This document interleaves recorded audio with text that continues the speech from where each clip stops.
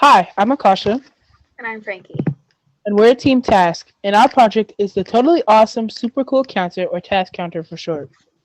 2020 was a crazy year. There was the pandemic, the fires, the election, and so much more. But with this quarantine, everyone's been stuck at home where their sense of time is distorted. That's why we created the Task Counter to help you finally complete the projects that have been at home with you since April. How did we come up with this idea? We followed the design process. The first step is to identify the problem. We interviewed my grandmother, Suzanne Silverstein, through a FaceTime call.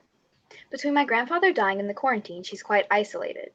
She spends a lot of her time connecting with people virtually, but she's also trying to complete her ever growing to do list.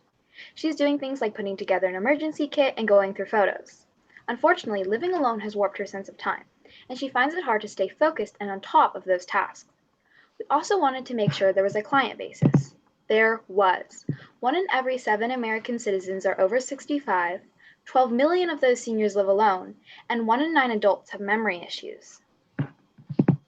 The next step in the process is to design. We did this by filling out a design brief. Isolation was a repeating theme and something that affected many, so we decided to focus on that issue. Originally, we brainstormed ways to connect with others, like a way to play games together. However, Suzanne already has and uses Zoom, and the only other game she plays is solitaire.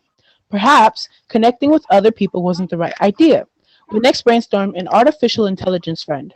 However, there were already many well developed options for that on the market, and that could also serve as a reminder of how alone she was. Isolation was too big a theme, so we moved on to the issues it caused. Being alone had warped her sense of time, so it was hard for her to stay on top of all her tasks. If she was forgetting things, she needs reminders.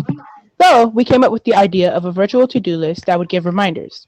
We didn't want our design to be too bulky, so we redesigned it to be more intuitive and portable so Suzanne could take it room to room with her. Another reason why we designed it is it wouldn't be confusing for our target audience of seniors.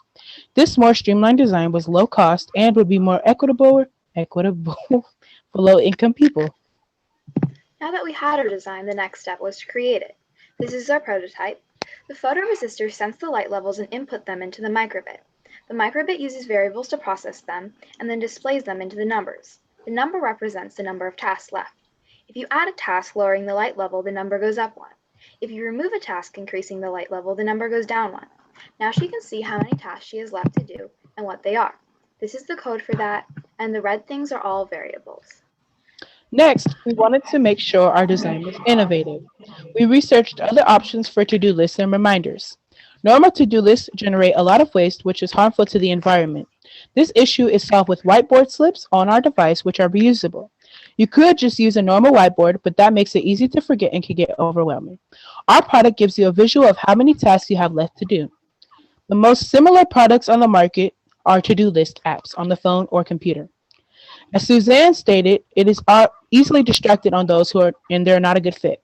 And you have to be able to afford such a device, which makes those options not equitable for lower income seniors.